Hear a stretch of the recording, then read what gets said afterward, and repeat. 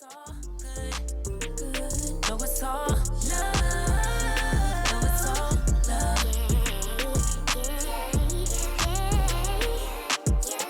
Hey guys, welcome to the Modern Polygyny Podcast, the only place where 1 + 2 = 1. I'm Ray. I'm Prince. And on this podcast, we discuss polygyny and relationships in general. We encourage, uplift, and support those living the polygamous lifestyle and those who have a genuine curiosity. Other topics we will cover is family and wealth building. And today's topic, we will be discussing what to do when your wives don't get along. This one came in from a subscriber. He said that his 2 wives don't get along, and he just wants to know what he could do to help fix the situation. Mm-hmm. So I'm responding to you, sir. So the first thing that you could do is just, I would suggest you figure out what the root of the problem is, because sometimes people, they'll go back and forth and they'll beat around the bush, or they'll act like it's something, and that's not really what it is. Like, you have to get to the actual root of the issue. Mm-hmm.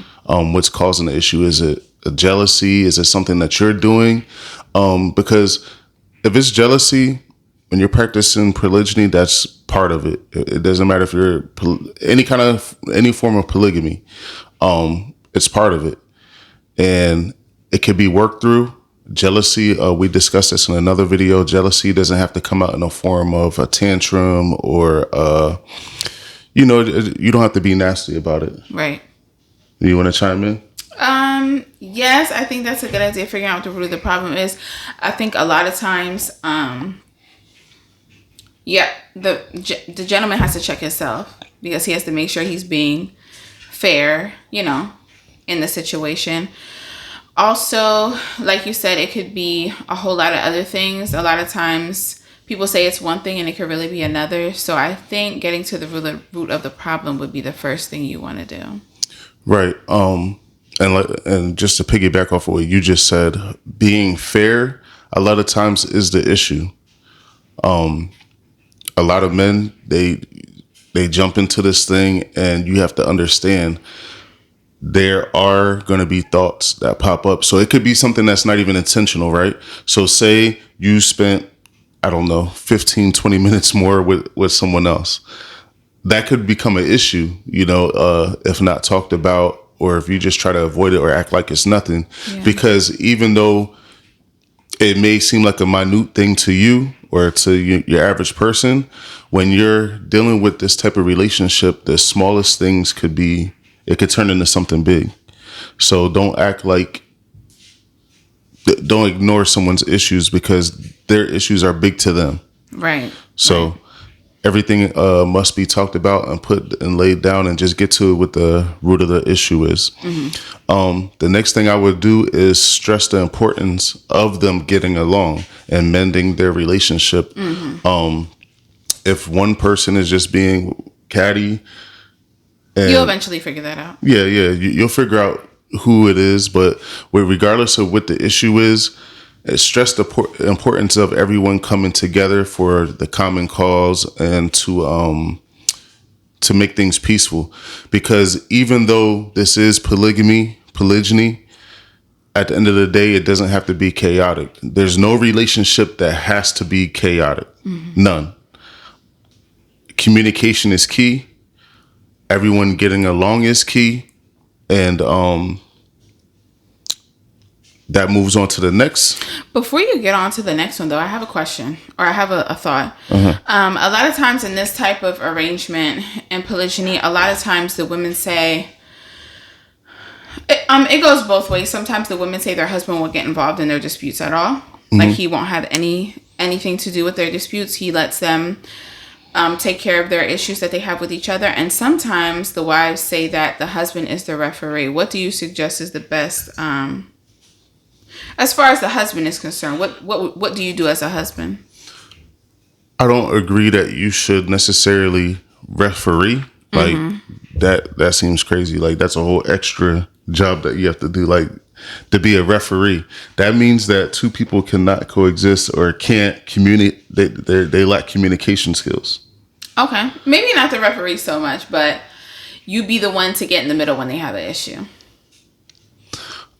It depends. If it's something that can be worked out amongst them, then it should definitely be worked out. Right.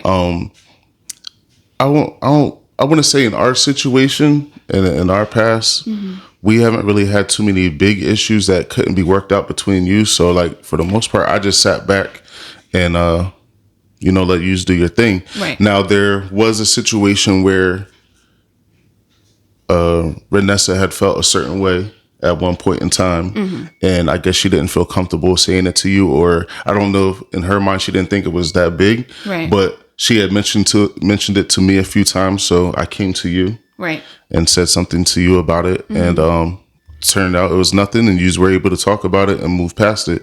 So a lot of times that's what it is. yeah, so like I don't that's okay for a man to do. If you have to be a referee, there's chaos, and Right. you have to figure out what the issue is.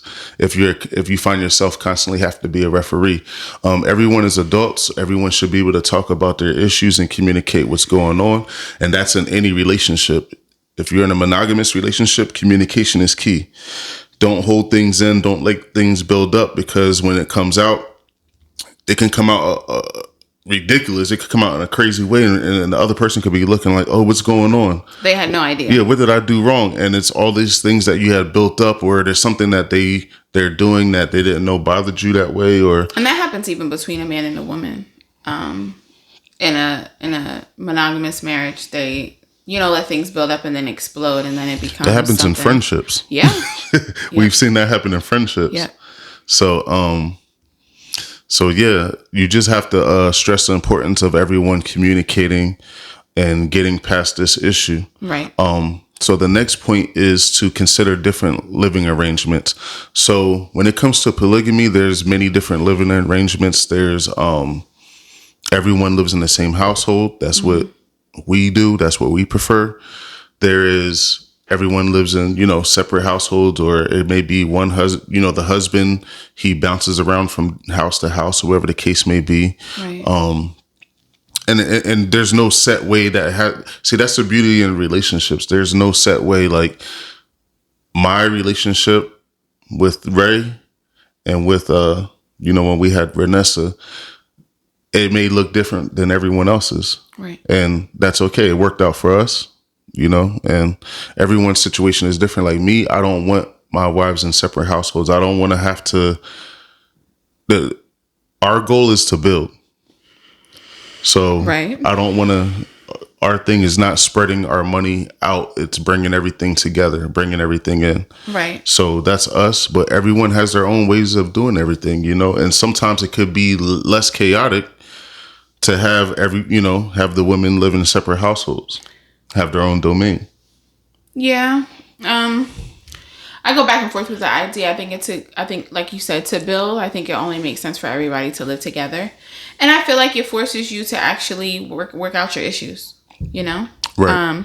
Because let's be honest, this is hopefully somebody that you can, you guys can help each other, right? So your sister wife or your Thank you guys so much for watching this video. You can listen to the rest of it on all major podcasting platforms such as Google Play, Apple Podcasts, Spotify, and Amazon.